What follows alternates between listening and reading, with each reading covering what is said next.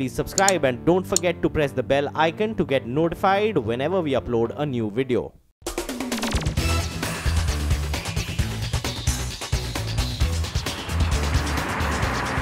The second generation Amaze is built on an all-new platform that is lighter and yet has better structural rigidity.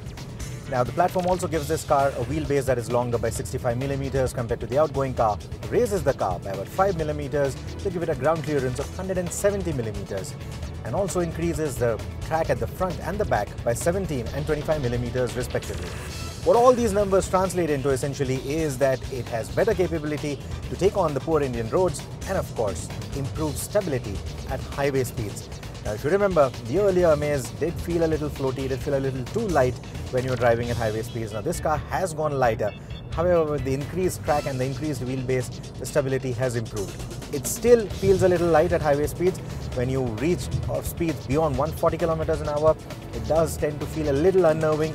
But then again, like the earlier Amaze, this one too, in its diesel avatar, is restricted to a top rack of 140 kilometers an hour. While the wheel size has gone up to 15 inches on the top spec trim, it still gets 175 section tires, Bridgestone Ecopias, which are great for fuel economy but a tad skittish around bends. The braking feel is progressive and dropping the anchor even at highway speeds isn't unnerving at all. The Amaze uses a revised suspension geometry now and the setup isn't as squishy as before.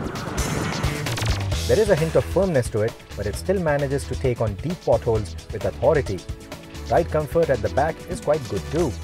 We did hear a more pronounced humming sound at the rear versus the front, but the overall sound insulation has been improved by a fair margin, and it makes a world of a difference, especially on the diesel variant.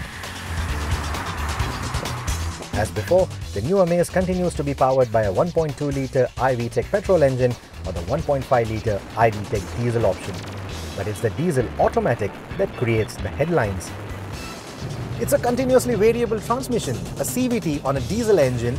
It's a rare breed, and Honda has still managed to get a really smooth mix of the two technologies. The gearbox is wonderful. You don't get that rubber band effect. It's not very pronounced. It is inherent to CVTs but not very pronounced on this particular drivetrain. In fact, the gearbox has been tuned in a way that it doesn't have to rev too high or for too long to be able to select the next ratio. And on a diesel engine, lingering at high RPMs for too long will not be healthy for the drivetrain. That is also the reason why you will notice that there's a difference between the output of the engine with the CVT versus the manual. The 20% lower power and torque allows the CVT to maintain a more linear power delivery in various driving scenarios and in theory ensure healthier life of the drivetrain.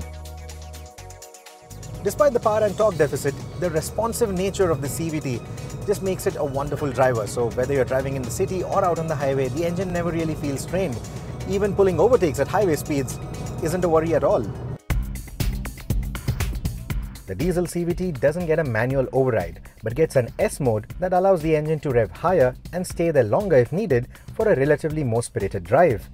There's also an L mode, which provides better low-end torque should you need it to scale inclines.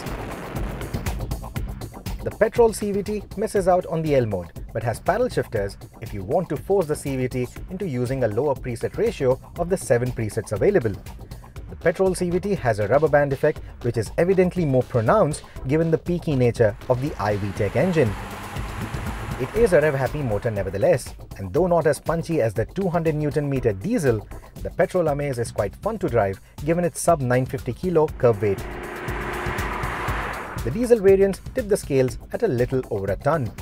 The diesel manual is quite delightful too, thanks to the improved noise insulation of the cabin. The motor is refined as always and still has a top speed restriction of 140 km an hour.